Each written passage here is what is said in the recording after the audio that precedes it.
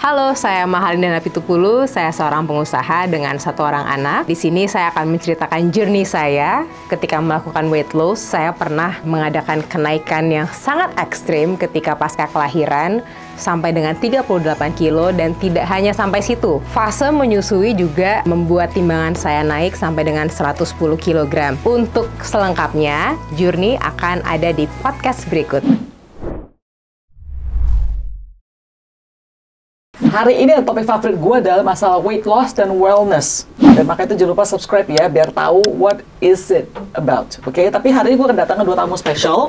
Dr. Evi dari Salt, ya, dan juga BLC, Better Life Challenge. Yes. Ya, kamu dokter umum ya? Iya. Tapi udah fokus berapa tahun nih mengerjakan hal-hal berhubungan dengan wellness dan weight loss? Wah, tahun ke-10 ya? Tahun ke-10, tahun wow. ke-10. Dan ternyata katanya Dr. Evi ini keluarganya juga semua sehat-sehat semua karena orang tua ya, bener ya? Iya, my dad is integral medicine. Integral medicine, oke, terus kalau ibu? PhD di dermatologi sama di specific cancer. Wow. Jadi aku banyak belajar dari dia sih. Oke, terus kalau sama mama kamu juga kan?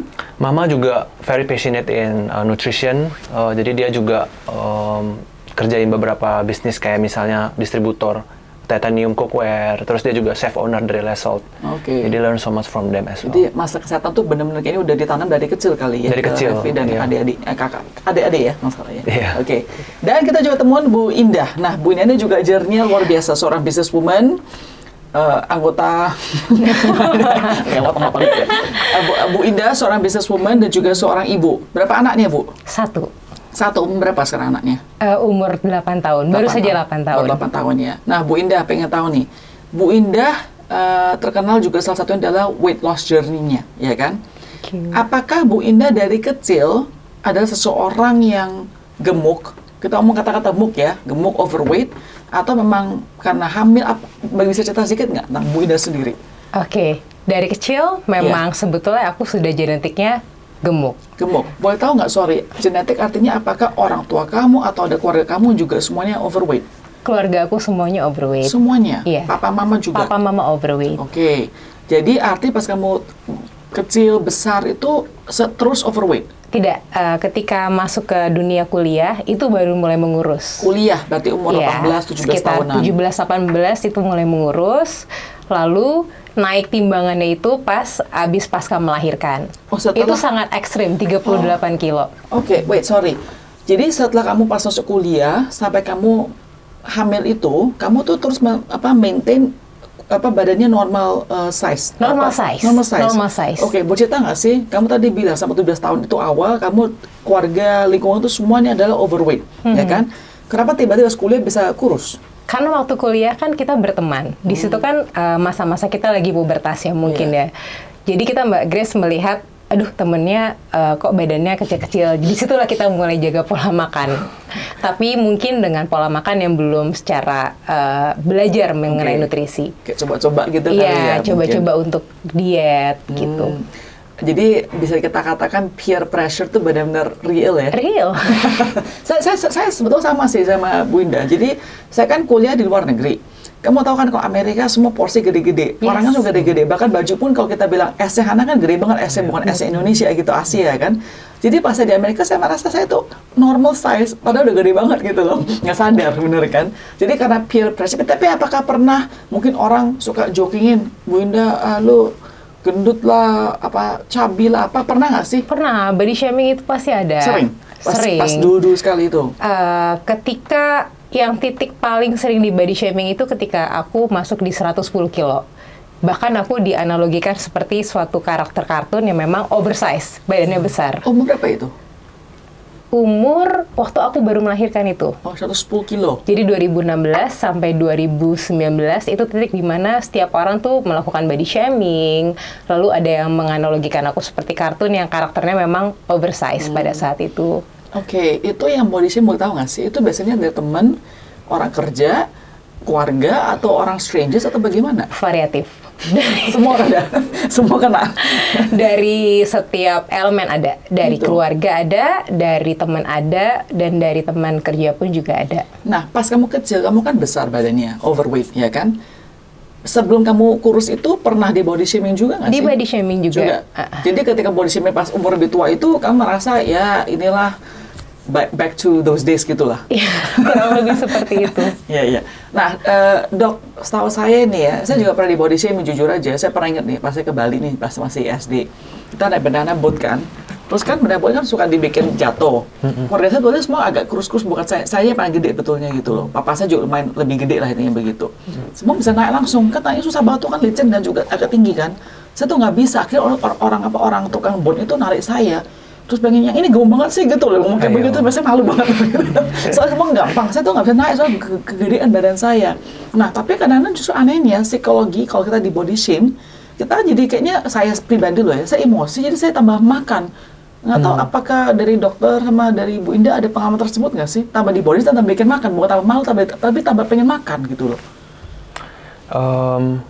Jadi aku ada satu cerita juga ini, ada my friend, he is a chef. Jago banget masak. Terus dia pernah bilang ke aku begini, Ref, gue nggak mungkin bisa kayak lu. Dia bilang gitu. Dia bilang, gue ini tuh sanctuary-nya tuh makan. Kalau gue seneng gue makan, gue sedih gue makan. Iya bener. Dia bilang, gue nggak akan bisa kayak lu gitu. Terus pada waktu itu aku, ya udah kan, saya mau ngomong apa lagi gitu. Terus fast forward 1 tahun kemudian, tiba-tiba dia ngalamin operasi usus buntu. Gara-gara makan terlalu banyak makanan yang berlemak gitu. Udah, sampai sekarang dia jadi makan sehat gitu. Gara-gara operasi usus buntu gitu. Jadi memang banyak orang di fase yang food is their sanctuary. Stres makan, seneng makan, apa tuh bahasanya makan gitu. Dan itu tuh banyak berhubungan sama hormon kita yang namanya leptin. Jadi leptin itu adalah hormon yang buat kita, oh ini makanannya udah cukup. Nah ini enggak gitu. Jadi itu leptinnya jadi nggak sensitif, jadi resisten. Dan juga makanan itu tuh memacu dopamin dia untuk dia happy dan segala macam. Dan juga beberapa jenis makanan ya, terutama processed food, itu juga ke reward center kita gitu, yang membuat kita semakin mau makan makanan seperti itu gitu. Jadi ya sebenarnya narkoba ya? Seperti narkoba, seperti alkohol. Kayak addicted gitu ya. Benar. Bahkan ada yang bilang worse than narkoba kadang, lebih adiktif kan. Oke, saya nggak pernah coba narkoba tapi ya. Saya tidak tahu, tapi kalau saya makan itu sangat adiktif banget. Betul. Kalau dengan Bu Indah sendiri, apakah tadi Dokter Evi katakan senang makan, sedih makan, apakah seperti begitu pengalamannya 100%. juga? Begitu ya? Begitu ya? Iya. Oke. Pada saat itu ya. Gitu. Nah, terus kan Dokter Evi bilang tadi chefnya itu karena operasi dia bisa tiba-tiba kayaknya ada perubahan gitu kan. Kalau Bu Indah sendiri, selain peer pressure melihat teman-teman semua badannya lebih kecil-kecil, tapi kan harus kita mulai kan. Nah itu seberapa susahnya sih pas pertama-tama kayaknya, oh I have to do this, sama kurus, gimana sih susahnya? Oke, pertama pasti kalau dengan timbangan yang overweight seperti itu, pergerakan sangat sulit ya. Yang namanya jalan kaki sesek, untuk naik tangga capek. Padahal baru umur masih muda, 17 tahun ya. Masih muda. Dan ketika kita mau cari baju tuh susah banget. Aku cuma bisa masuk ke satu toko yang mereka nyediain size yang untuk oversize. Jadi kayak aku tuh lama-lama nggak pede dengan diriku sendiri. Insecure tuh lama-lama jadi muncul dari yang tadi merasa menormalisasi segala cemoohan, lama-lama aku merasa kayaknya badan aku kok kayak gini ya. Kok rasanya kayak aku nothing ya. Kenapa ya? Kok pakai baju aja susah banget gitu untuk mencari baju yang fit sama bajuku tuh kayaknya butuh effort yang luar biasa. Dari situ aku mulai kayak, oke, aku harus turunin berat badan. Tetapi itu start di mana aku untuk mau diet dulu.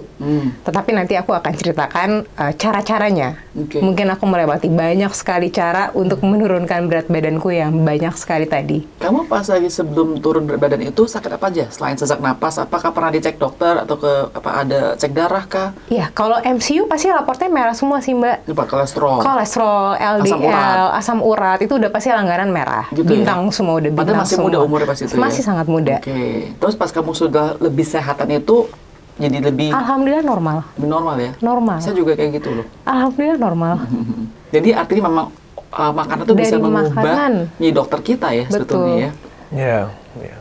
Saya juga sama, kolesterol saya juga dulu tinggi, asam urat, bahkan saya pernah di MRI banyak putih-putih di saya punya otak gitu loh. Terus pas satu hari saya makan dietnya sehat, dibilang dokter aneh kok bisa jadi clear gitu loh. Saya juga merasa itu satu faktor yang paling penting betul dibanding dari semua baju-baju, tapi itu adalah kesehatan kita betulnya sih. Betul. Oke, tapi Bu Indah cerita dong sedikit journey gimana nih? Apa yang kamu coba deh? Boleh tahu nggak? Apa yang kamu coba untuk menguruskan berat badan?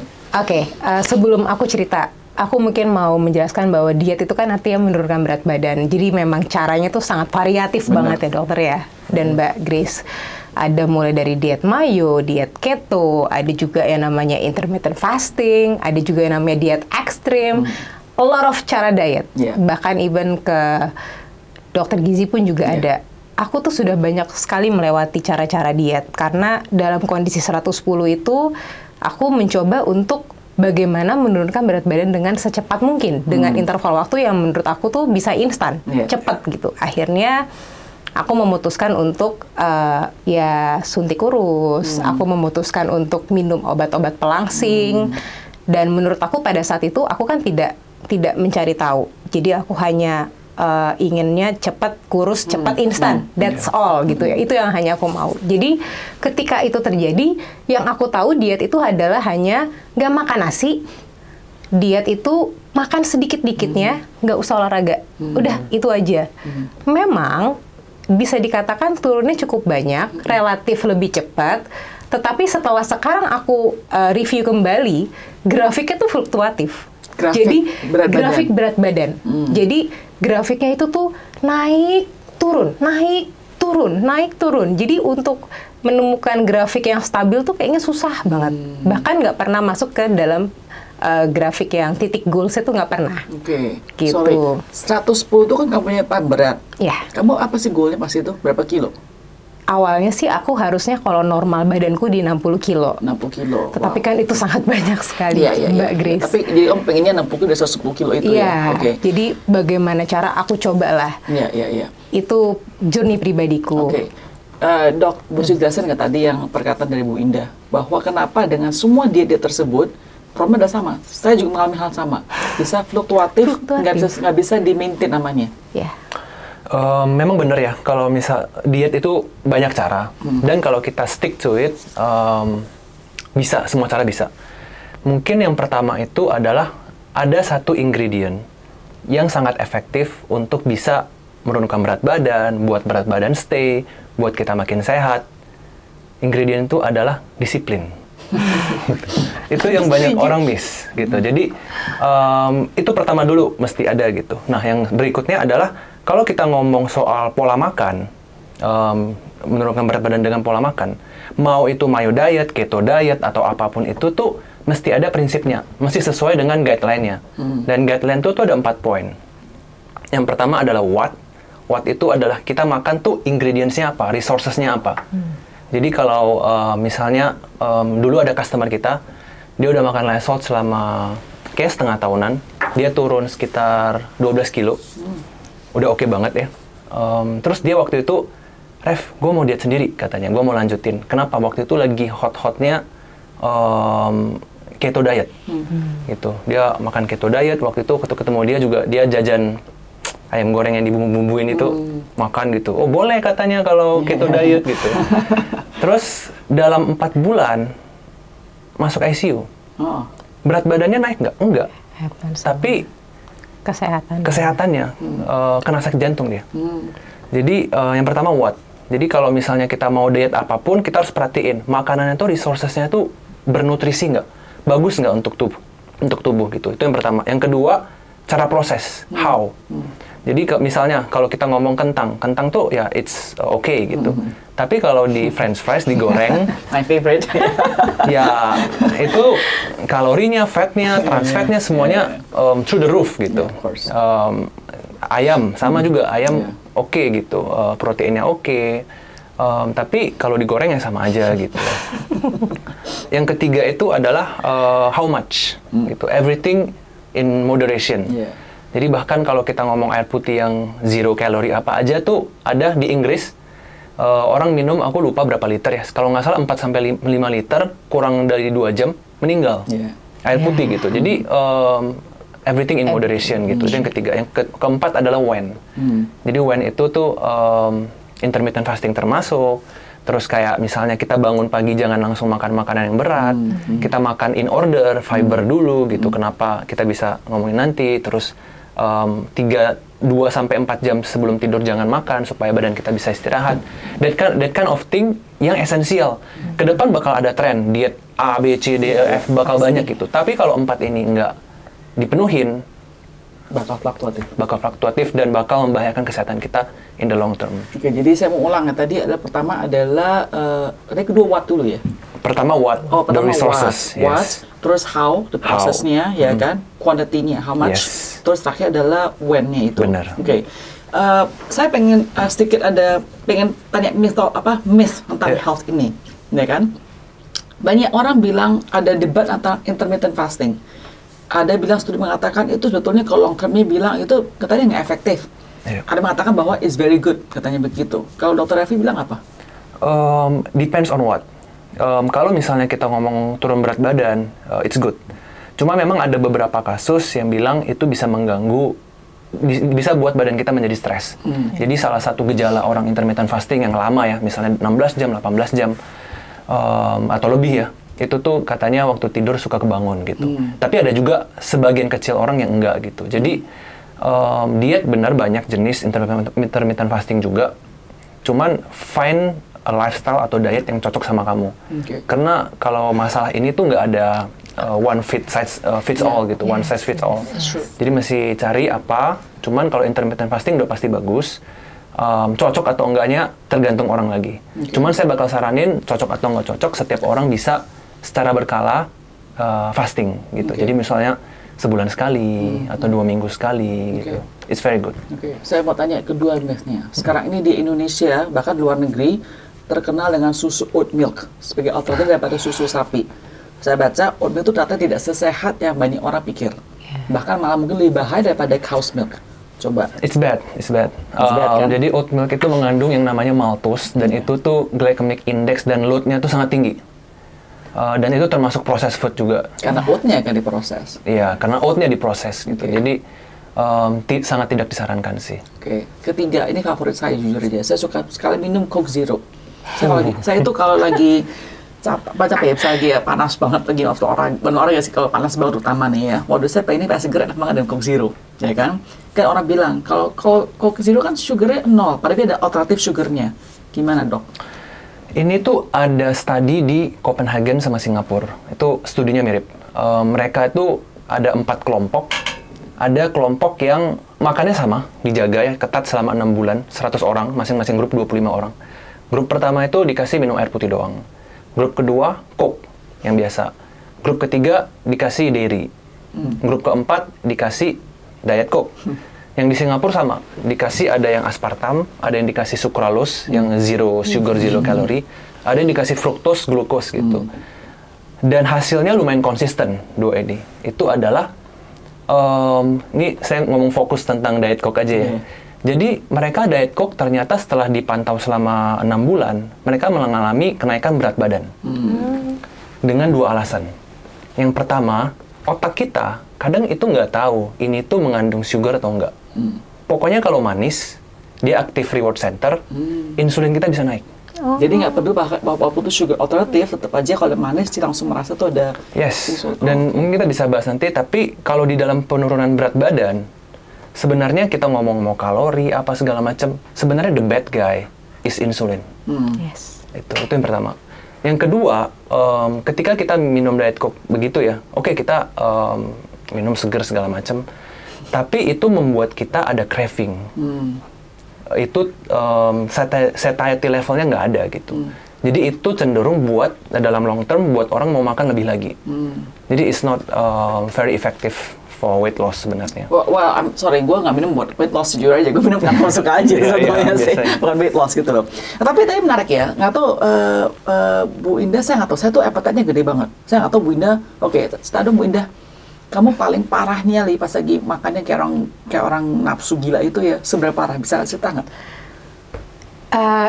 Awal itu kan karena di 9 bulan kehamilan itu kan Mbak Grace, jadi itu semua tercreate karena habit yang dibentuk. Jadi aku tuh kalau makan harus ada main course, harus ditutup dengan dessert, dengan porsi besar, dan intensitasnya banyak. Jadi sehari bisa makan 7-8 kali. Dan sekali makan tuh ada 2 tadi, Iya, ada makanan main harus sama... ada yang main course, harus ada ditutup dengan dessert. Wajib. Itu yang membuat aku konstan naik dalam 1 bulan 5 kilo. Jadi kan in total 38 kilo dalam 9 bulan. Sampai dokter Ogyun aku khawatir loh. Harusnya di 24 weeks itu kan kita ada pengecekan yang HbA1c ya, plus gula puasa dan minum glukosa 75 mg, 75 gram, itu aku dilakukan 2 kali. Gula kamu naik? Karena memitigasi adanya hipertensi dan diabetes generasional tadi, gitu. Itu semua kena Dan all in one. Alhamdulillah untungnya baik-baik aja, tapi tetap yang namanya journey ternyata dikira menyusui akan turun, ternyata fase menyusui naik lagi. Jadi peaknya di 110 tadi itu, yang dikarenakan habit yang kita create selama 9 bulan itu. Nah, saya pernah baca nih Mbak, tadi back to point Dr. Revi ya, bahwa ke masalah insulin. Saya pernah baca, katanya contohnya nih ya, kita belum makan, kita nggak makan padahal loh. Kita cuma lagi imagine, nanti kita bakal makan kue, kata kita insulin bisa naik. Ada udah mulai keluar hormonnya itu, yang bikin kita tuh kayak apa, ke otak kita. Kayak kita kan soal ini makan kue nih, senang, padahal udah makan kuenya loh. Kata udah langsung efek ke insulin kita, benar nggak sih itu dok? Mungkin sedikit, tapi nggak signifikan sih harusnya. Gitu ya? Iya. Kalau masalah weight loss ya, insulin tuh is the bad guy karena paling parah itu kalau misalnya kita makan sesuatu yang menaikkan glukos kita dan insulin keluar ya. Kelebihan glukos dan kalori itu tuh bakal dipakai untuk jadi storage fat, jadi lemak langsung. Tapi yang paling parah bukan itu sebenarnya. Insulin itu tuh menginhibit atau kontrol beberapa enzim. Jadi yang pertama tuh, yang paling parah tuh ada enzim namanya AMP kinase. Itu tuh enzim yang membuat mitokondria kita tuh refresh, jadi baru gitu. Kalau ini diinhibit, kita ya jadi malas olahraga, jadi lemas, energi kita jadi low. Dan yang kedua tuh acetyl-CoA. Itu tuh enzim yang membuat kita metabolismenya bagus. Itu juga diinhibit gitu. Makanya kita kayak, makan dikit aja gendut gitu. Ada orang yang mungkin makan banyak, enggak, karena insulinnya masih bagus gitu. Tapi kalau orang yang udah insulinnya resisten, itu tuh sangat bahaya dalam hal itu gitu. Dan beberapa efek irreversible sebenarnya. Bisa reversible tapi effortnya sangat besar. Jadi Bu Indah, kapan nih? Kok bisa tiba-tiba ketemu Dr. Revi dari mana nih? Dari Lesalt, Day. Dari Lesalt. Nah, maksudnya kamu tiba random aja? Kita waktu itu sama Asri ya? Sama Mbak Asri, pernah kenalan sama Lesalt Diet. Berapa lama kamu cobain Lesalt pas itu? 1 bulan. 1 bulan? 1 bulan. Ini memang turunnya... setelah nyusuin? Setelah aku masuk ke dalam pola makan tadi, karena kan aku sudah menemukan cara yang terbaik untuk menurunkan berat badan, ternyata dengan cara olahraga. Tadi akan bilang berapa kali coba itu? Jadi udah melewati semua cara, ternyata cara yang terbaik yang bisa bisa stabil itu ternyata dengan cara olahraga sama jaga pola makan. Jadi makanya kamu cobain Lesalt. Ya, ketika aku coba Lesalt, aku combine dengan olahraga yang rutin dan hasilnya ya memuaskan. Yes. Banyak orang mengatakan catering itu 2 hal problemnya. Pertama, ya boring. Kayaknya makanannya ya gitu-gitu terus gitu, nggak bisa terlalu, maksudnya ya boring. Kedua adalah mereka bilang nggak kenyangin.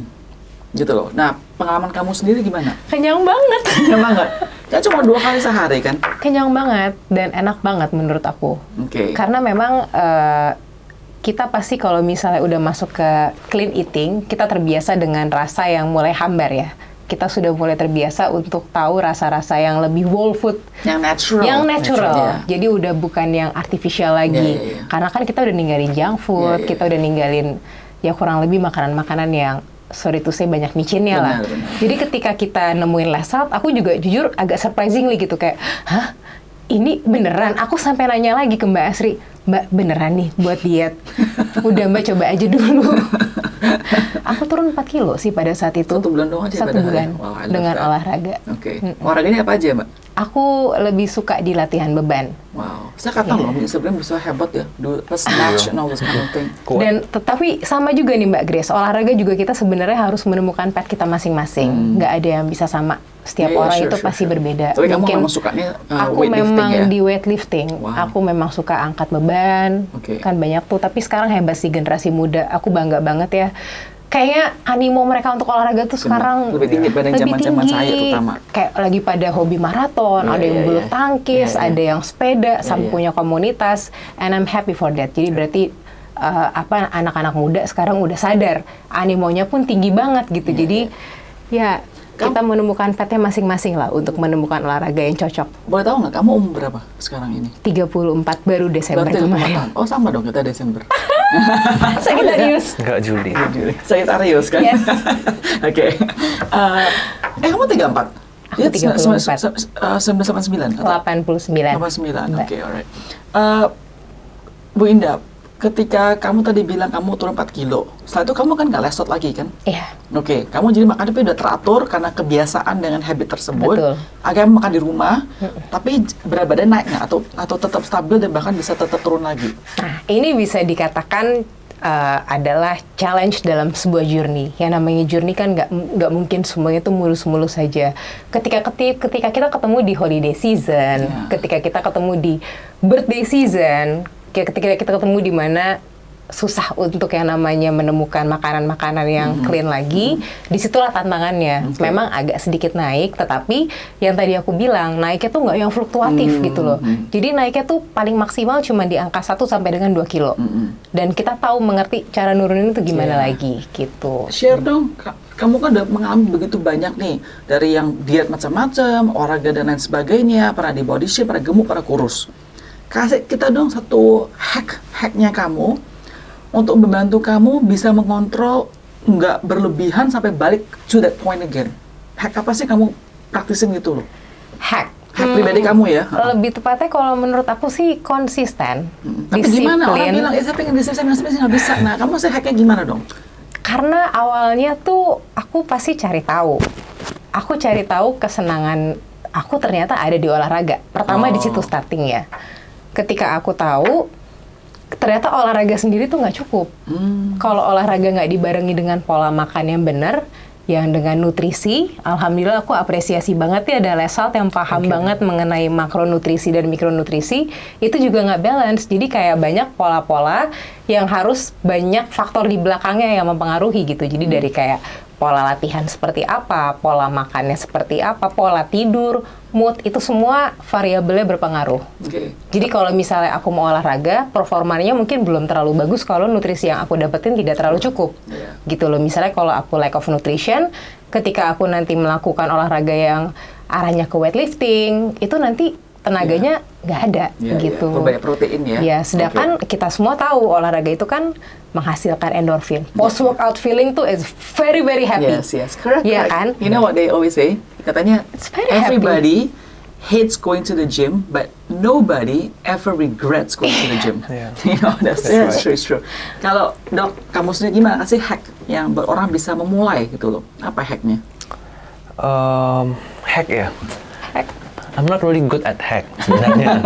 Aku sama kayak konsisten segala macam itu. Mungkin ini sih, dulu mungkin saya belum pernah overweight sampai gimana. Dari dulu ya lumayan gini-gini aja. Karena lumayan jaga juga. Tapi ada masanya waktu kuliah sama social pressure segala macam tuh waktu kuliah aku kebalik. Waktu kuliah aku jadinya suka jajan. Waduh, jajan tuh rekornya ya. Aku pernah dalam sekali makan tuh 17 piring. Really? Sekali makan. Piring apa? Makan apa? Nasi Padang. Yang kan piring kecil gitu kan, sampai numpuk gitu. Waktu itu lagi nggak tahu ya, kesambet apa ya. Mungkin selama ini waktu itu ya mungkin makan sehat terus ya. Terus jadi jajan, jadi ketagihan waktu itu. Narkoba gitu, coba kayak narkoba gitu ya, langsung hit gitu. Nah waktu itu my mom ya sedih lah gitu. Jadi my mom itu dia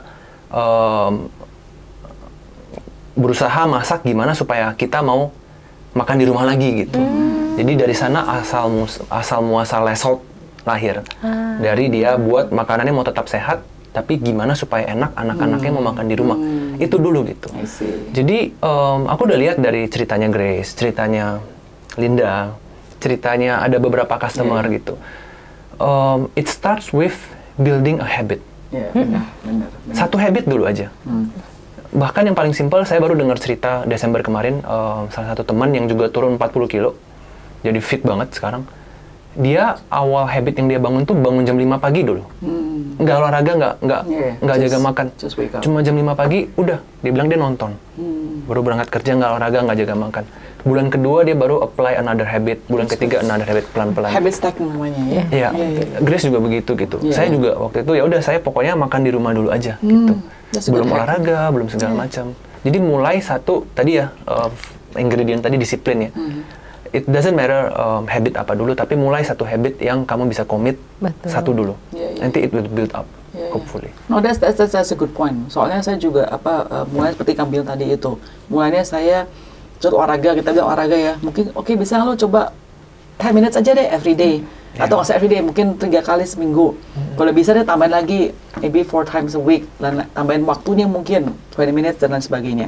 Tapi menurut gue soalnya pernah, gue seperti Mbak Indah, saya tuh pernah coba banyak, semua dia saya pernah cobain. Saya juga pernah pas saya di kuliah, minum obat zaman dulu, Fen-Fen. Tapi itu kan dicampur dari pemerintah atau FDA karena itu bikin jantungnya bener-bener banget kan. Jadi saya coba semuanya juga, saya pernah suntik, saya coba semuanya juga. Cuma tadi katakan, pada turun besok naik lagi, turun naik, bener faktor banget, ya kan?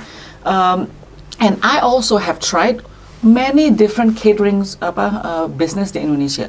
Nah, saya kenapa lesot ini saya bukannya cuma asal ngomongin doang aja, tapi saya adalah customer loh, saya pembeli sendiri dari FI itu, bukannya saya dibayar ya. Saya cobain, saya bilang ini kok tadi kamu bilang rasanya saya bilang bukan hambar, cuma saya bisa terima. Jadi memang bukannya kayaknya kayak makan instant noodle kayaknya rasa kayak begitu, tapi maksud saya bisa dienakin, bisa dinikmatin. Terus kedua buat saya tuh paling penting adalah variatifnya. Dia kan ada menu-menu bisa Indonesian week lah, Thai, saya suka banget kalau Thai sama Vietnamese week saya suka banget, ada Western food, terus saya suka banget. Jadi kita nggak bosan makannya bisa berubah-berubah kayak begitu. At first jujur, the first 3 days buat saya kelaparan. Soalnya saya nggak biasa kan makan banyak, total jadi tinggal 2 porsi sehari kan. Saya lapar. Tetapi pas saya stick with it, karena saya udah bayarkan 1 bulan gitu kan, saya stick with it. Setelah hari keempat, perutnya udah adjust. Actually our body is interesting, bisa adjust very easily. Tetapi at the same time dangerous adalah kalau kita terlalu gampang makan junk food, juga adjustnya dia tiba-tiba langsung gampang makan junk food dan addicted to junk food all the time. Ya, jadi kalau buat saya pribadi hacknya benar seperti kamu bilang sih. Start with something small yang kamu bisa consistently kerjain setiap hari. Baik itu bangun pagi, minum air putih, olahraga yang kamu suka, dan lain sebagainya. Tapi after that, build it up from that habit gitu loh. Oke, saya mau tanya pertanyaan terakhir ya kepada dua. Di dunia saat ini, tadi Mbak Ida bilang, banyak anak muda mulai lebih pengen olahraga. Tapi at the same time juga ironisnya, angka diabetes Indonesia itu meningkat terus. Bahkan pre-diabetes, cuma umur-umur yang muda. Ya kan? Nah, banyak orang bilang, wah, kalau lu mau tentang diet, tentang fat, tentang weight loss itu adalah body shaming. Ya, bahkan mengatakan bahwa fat is beautiful, fat is healthy. You can be fat and be healthy. Oke, so I want to ask nih, opini dari dua masing-masing di sini. Apakah kita benar mengatakan hal tersebut, atau ini cuma satu hal yang kayak wokeism yang kita harus ngomongin hal tersebut? Bisakah sesuatu memang overweight tapi tetap healthy? Coba mungkin siapa yang mau explain, atau Dr. Raffi, Mr. Baina dulu lah, silakan. For me, ini lumayan subjektif ya hal ini, dan lumayan sensitif bagi beberapa orang. But for me it's a two different thing. Satu sisi mau kita istilahnya overweight, mau kita obese, mau kita underweight, mau kita sorry to say kayak mungkin bahkan sampai cacat atau apa ya. Menurut aku self love is a must.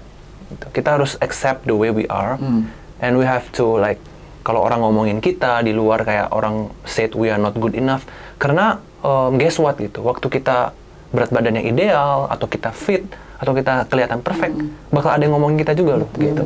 Jadi apapun itu, self love is really important menurut aku. Tapi at the other side, menurut aku kita di hidup ini salah satu purpose kita adalah to be the best that we can.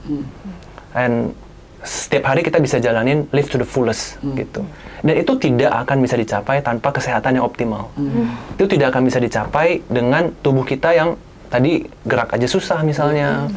Terus misalnya, makan itu kolesterol, dikit-dikit kebas, dikit-dikit pusing, minum obat lagi, nanti kena segala macam, itu tidak akan bisa gitu. So it's two different things, self-love benar, tapi kita harus bisa sadar kalau we can be better than today, we can better than who we are right now, dan kita bisa ke arah who we wanna be gitu. Mungkin pertanyaan saya ke Mbak Ina beda deh kalau gitu. Mbak Ina kan pernah mengalami dua hal, di mana sisi tadi pernah para gemuk dan body shame, dan juga para kurus dan sekarang lebih sehat ya, lebih aktif dan lain sebagainya. Pelajaran terpenting apa sih dari yang Mbak Ina merasakan dari weight loss journey ini? More than the baju lebih enak pakai, lebih kelihatan bagus mungkin namping di kaca. What is the most important lesson yang kamu pernah pelajari dari journey ini? Sacrifice. Explain. Pengorbanan. Yang namanya ketika kita mau merubah habit tadi, ya kita harus berkorban. Pengorbanan waktu, misalnya tadi untuk bangun lebih pagi, atau lebih mau untuk olahraga, atau mau konsisten untuk merubah pola makan, dari pengorbanan dulu. Karena kalau kita tidak rela berkorban untuk kesehatan atau diri kita sendiri, there is no self-love. Gitu. That's a good point. Kalau kita tidak ada perwakilan diri sendiri, tidak ada self-love. That's a good point. Well, guys, kalau kita hari ini diskusi ya tentang masalah wellness dan weight loss ya dengan Dr. Revi dan Mbak Indah. Terima kasih banget loh ya. Saya seorang juga seperti Mbak Indah yang pernah obes juga ya, tapi nggak sampai sebesar begitu. 83-an gitu loh kilo. Tapi fotonya saya bener luar biasa ya. Intinya, kan ini kan tahun baru nih, bulan baru Januari ya kan. Kita tuh pengen undang kalian semua untuk ikut challenge kita sama 30 hari dengan Better Life Challenge. Why the word better life? Not perfect life, tapi better life. Karena kalau kita nggak sehat, memang banyak hal kita nggak bisa kerjakan, kita nggak bisa optimum. So if you guys want to join our Better Life Challenge for 30 days, bisa register ya di link ini ya kan, just register. Nanti kita kontak kalian. I also will join this time.